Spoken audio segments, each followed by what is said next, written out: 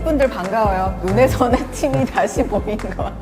인원이 더 늘었어요. 근데 그러니까요. 그때 최대 규모로. 근데 눈에 선의 아니고요. 언제 찾아뵙게 될지 모를 눈에 선의 전에 돈 이야기를 좀 해보고 싶어서 이렇게 왔는데요. 유튜브라고 해서 왔는데 너무 정식으로 이렇게 세팅을 해서 당황스럽네 진짜. 아무튼 초면에 반갑습니다. 원래 방송은 이렇게 소개를 안 해드리는데 네. 아무튼 저도 톤을 지금 잡아가고 있어요. 네. 홍진채 대표님. 네, 안녕하세요. 안녕하세요. 네, 네. 라쿤 홍진채입니다. 네. 자산운용의 홍진채 네. 대표님이시잖아요. 그렇습니다. 네네네.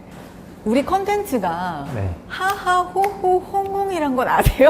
저는 딱 보자마자 역시 프로페셔널들께서 진짜요? 장명하시는 건 정말 대단하다. 저라면 상상도 못할. 진심이에요? 네, 정말 진심 너무 깜짝 놀랐어요. 정말 좋은 쪽으로. 네.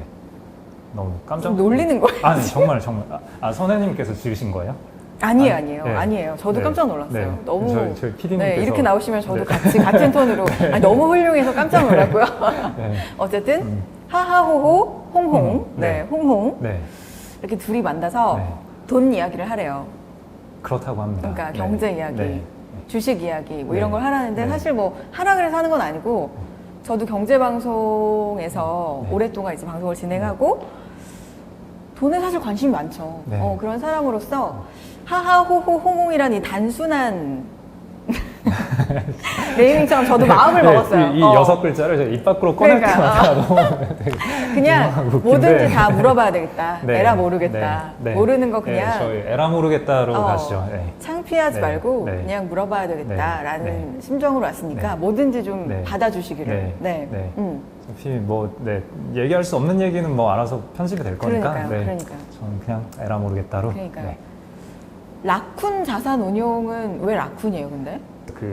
이게 인디언어로 라쿤이 뜻이 냄새를 맡는 손 그런 뜻이 냄새를 맡는 손? 네. 그래서 오. 라쿤이 그 사냥을 할 때 그냥 그 개울가에 물이 이렇게 흐르고 있으면 여기에 손을 집어넣고 그냥 가만히 있는데요. 그럼요. 가만히 있다가 미세하게 그 고기가 지나다닐 때 그 미세한 움직임을 딱 캐치를 해서 오. 촥 이렇게 낚아올린다. 그러니까 저희는 이 시장의 흐름을 냄새를 면밀하게, 맡겠다. 주시하고 있다가 돈 냄새를 딱, 맡겠다. 기회가 왔을 때 탁 이제 낚아채는. 초년이니까 또 이런 네. 30대이시죠? 아직은요. 올해까지는 네. 한국 나이로. 네. 30대이신 이제 거죠? 올해 12월 지나면 이제 4자를 달게 됩니다. 정말요? 네. 그래도 어쨌든 엄청 젊은 나이에 자산운용의 대표님이신 거잖아요. 언제 차리신 거죠? 자산운용사가 사실 2015년에 규제가 완화돼가지고 좀 적은 자본금으로도 차릴 수가 있게 됐거든요.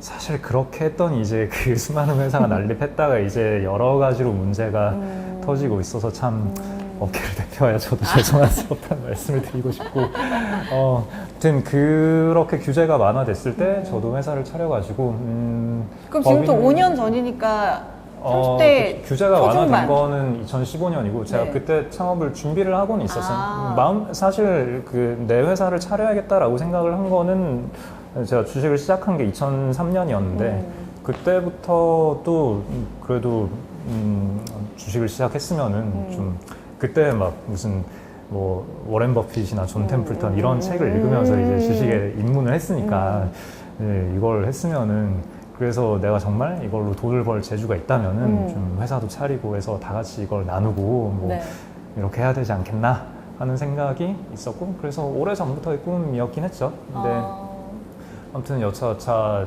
전 직장에서 일도 하고 하다가 이렇게 또 법이 바뀌고 하다 보니까 그러면 나에게도 드디어 회사를 차릴 수 있는 길이 열린 건가? 라고 생각을 해서 2016년에 퇴사를 하고 법인을 차렸고 인가를 받은 거는 17년 2월에 인가를 받아서 네 지금까지 하고 있습니다. 그래서 첫 펀드 런칭한 시로 치면 이제 3년 조금 넘었네요. 그 한숨의 의미는? 쉽지 않다. 네, 참 그냥 회사를 다니는 게 정말 좋았는데. 회사를 그냥 다녔으면 어땠을까? 회사원이 더 편해요? 그죠? 힘들죠. 아무래도. 근데 모르겠어요. 일단은 회사를 차리고 여러 가지 정말 어려운 일들이 많았는데 그래도 그거를 몰랐다면 결국은 죽을 때까지, 그러니까 뭐 어쨌거나 지금도 아주 얄팍한 경험들이겠지만 그래도 회사를 계속 다니고 있었다면은 이런 경험들을 못한 채로, 그러니까 이 세상에 대해서 되게 피상적으로만 알고 있는 채로 내 삶을 마감하게 되지 않았겠나, 그런 건 좀 있어요. 보통 또 주식하시는 분들이 좀 그런 게 있어요. 내가 세상을 좀 알지. 그러니까 어쨌거나 시장에서 이렇게 가격이 왔다 갔다 하는 그렇죠. 거에 온갖 심리도 녹아 있고, 그리고 저희가 보는 게 또 다른 것도 아니고 주식이다 보니까 그 주식은 여러 가지 회사들이 움직이는 것들이고, 그러다 보면은 이제 그 산업이 어떻게 굴러가는지, 네. 그리고 그 회사, 그 산업 안에서 회사라는 이 조직체는 어떻게 굴러가는지, 이런 것들에 대해서 되게 많이 보고 고민하고 앞으로 어떻게 될지를 예측을 하고 나름대로 베팅을 하고, 또 아니야 임마 이러면서 혼나고, 그러니까 시장으로부터 혼나는 거죠.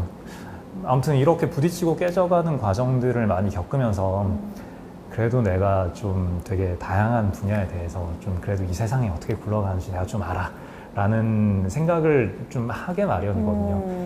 그러니까요. 네. 주변에 보면은 오랫동안 이 주식 업계에 네. 있으셨던 분들은 사실 그때 말이야, 리먼 때 말이야, 네. 이런 거 있잖아요. 네.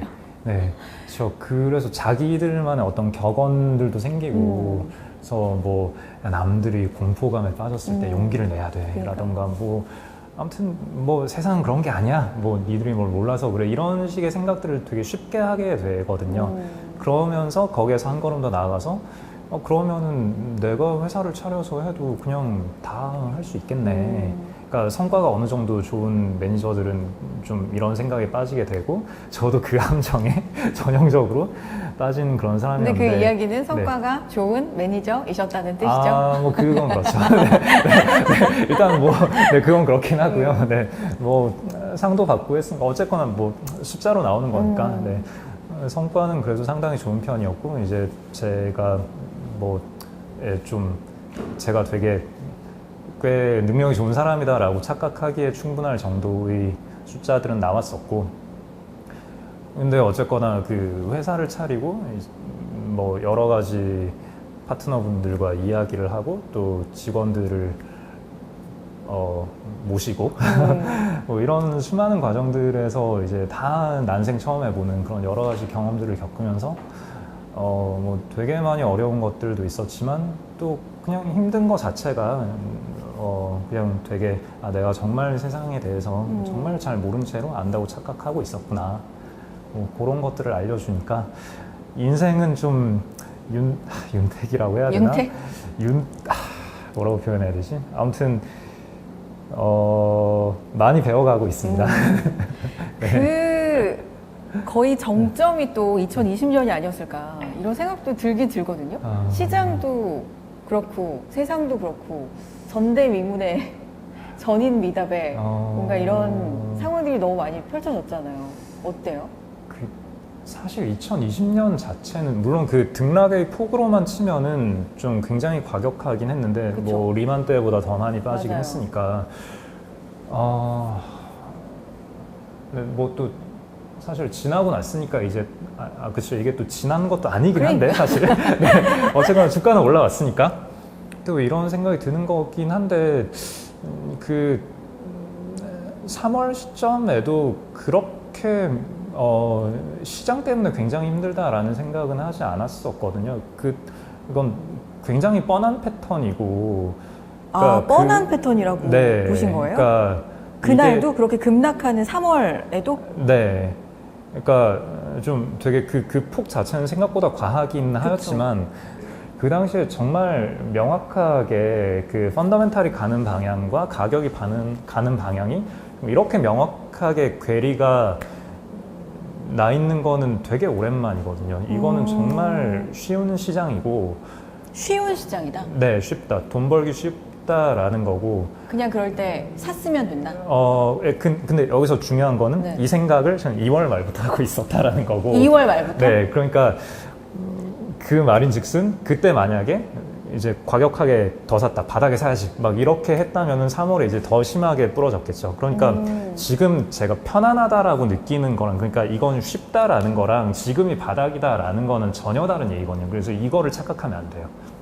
그래서 1월 말에는 좀 빠지네. 그리고 2월 말에는 그러니까 2월 말이 뭐였냐면 2월 25일이었나요?